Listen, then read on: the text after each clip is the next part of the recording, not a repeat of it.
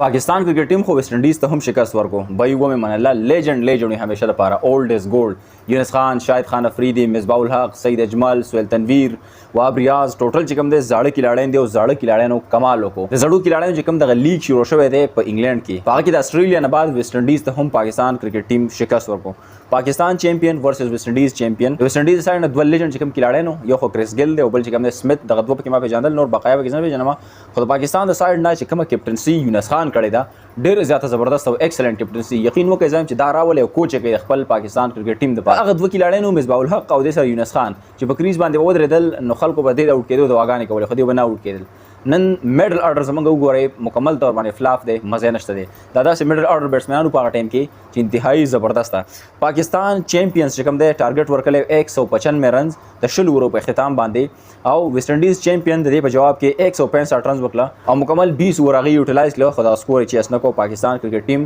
په 29 رن سره دغه میچ د ویسټ انډیز نه وګټو د نمخ کې د استرالیا نه میچ ګټلو او اوس چې کوم دی د ویسټ انډیز نه هم میچ وګټو شرجیل خان ډیر زیات ایکسلنٹ بیټینګ کړی په 15 بال باندې 35 رنز کړی دي شعیب ملک ډیر زیات جارحانه خپل بیټینګ کړی دی په 41 بال باندې 54 رنز کړی او دا شانته کې عامر امین په اخر کې زیات خپل بال بیټینګ وکولن کې بالر دی خو بیټینګ یې هم د کمال دی مطلب ال راونډر دا ښکار چې ال راونډر دی بیا که په بالینګ باندې موږ خبرو وکړو نو سهیل تنویر ایکسلنٹ اینڈ آوټسټینډینګ بالینګ کړی دی په 4 وکټ اغستی دي او په 4 اوور کې صرف او صرف 14 رنز ورکړي سره شاهد خان افریدی په واقع چې سکور ډیر ورکړی دی خو درې اهم وکټ اغستی او د بوجوانی پاکستان کرکټ ټیم دغه میچ د ویسټ انډیز نه وګټو بهر حال زاړه کلاړین چې کله په ریدم کې او په اکشن کې ګوري دا ډیر زیاته مزه کوي مخ وړاندې باندې ګورو چې پاکستان کرکټ ټیم نور د چا سره میچونه دي او هغه کیسه چل کوي الریډي دوه میچونه وګټل یو د استرالیا نه وګټو یو د ویسټ انډیز نه وګټو مخ وړاندې باندې وګورو اپډیټ به سره شامل هو ملاویږي نو ویډیو کې درغه مله کی اجازه الله پامان